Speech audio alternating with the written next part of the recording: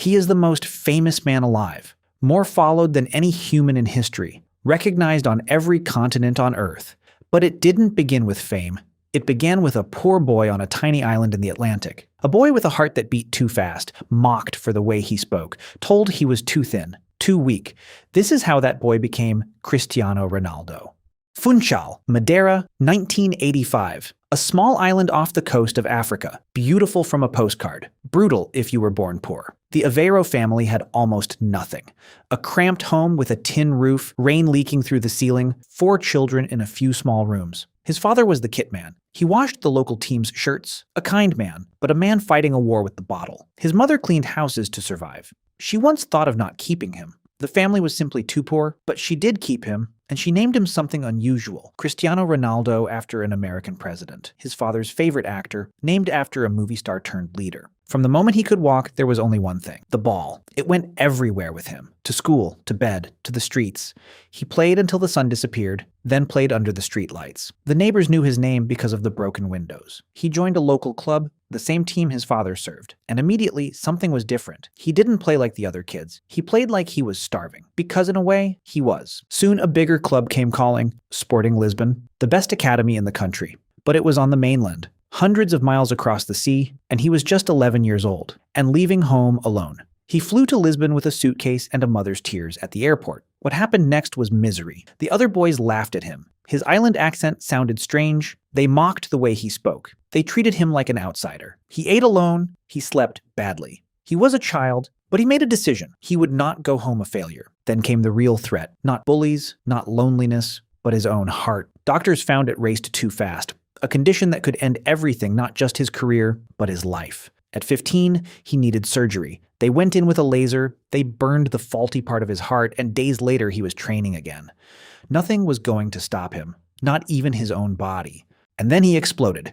He tore through Sporting's youth ranks, skipping age groups like they were nothing. Skinny, fast, fearless. Stepovers that left grown men dizzy. At 17, the first team. Scouts across Europe took notice. And then came the night that changed everything.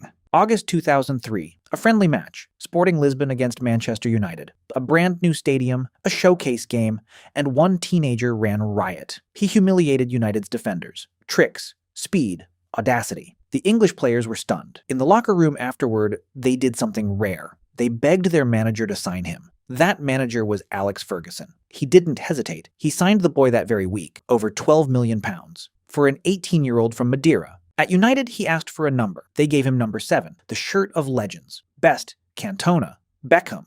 A weight that crushed lesser men. He didn't flinch. He embraced it. But at first, he frustrated everyone. Too many tricks, too few goals. Flashy. Selfish, some said. So he changed who he was. He lived in the gym. He added muscle to the skinny frame. He practiced free kicks for hours. Alone, long after teammates left. He turned tricks into goals, and the goals became a flood. Then, a Premier League title. Then, in 2008, the Champions League. He scored in the final. United were kings of Europe, and Cristiano was the best on the planet. His first Ballon d'Or. The boy from the tin roof, now the finest player alive. But he wanted more. He always did. In 2009, the call came. Real Madrid, the biggest club on earth. The price shattered every record. £80 million.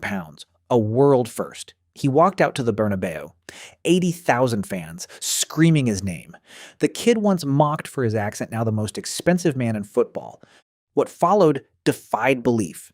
He didn't just score goals, he scored them by the 100. Season after season after season, 50 goals, 60 goals, numbers that broke the sport's logic. He became Real Madrid's all-time top scorer, faster than anyone in their history. 4 Champions Leagues in Madrid, more Ballon d'Ors filled his shelf.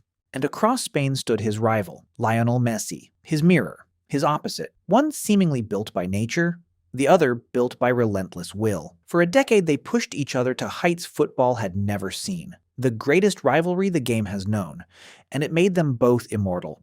But Cristiano was something stranger, a human engineered into a machine. He slept in cycles, like a science project. He counted every calorie. He had the body of a Greek statue in his 30s. Tests suggested his biological age was years younger than his real one. This was not talent alone. This was obsession made flesh. Yet, one prize stayed out of reach.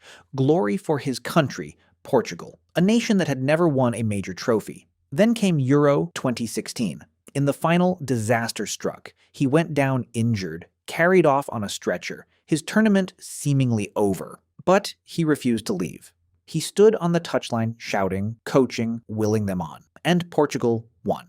The records kept falling. The most international goals in history, more than any player ever. He conquered Italy with Juventus. He briefly returned to United like a king. Then a new chapter, Saudi Arabia, Al Nasser, a move that reshaped the sport. He became football's first billionaire, the most followed human on Earth. His name, CR7, became a global empire. So remember where it started. A leaking roof, a poor family, a heart that nearly stopped him. He had no money and no connections, only a ball and a refusal to quit. He didn't become the greatest by accident. He built himself brick by brick. If his story moved you, hit that like button, subscribe for more stories like this, and tell me in the comments, is he the greatest of all time because he's Cristiano, or he is Cristiano because he is the greatest of all time?